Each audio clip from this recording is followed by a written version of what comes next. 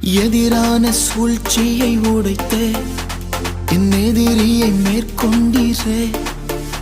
நான் தலை குனிந்த இடத்தில் எல்லாம் என் தலை உயர்த்தி வைத்தீரே. எதிரான சூழ்ச்சியை உடைத்தே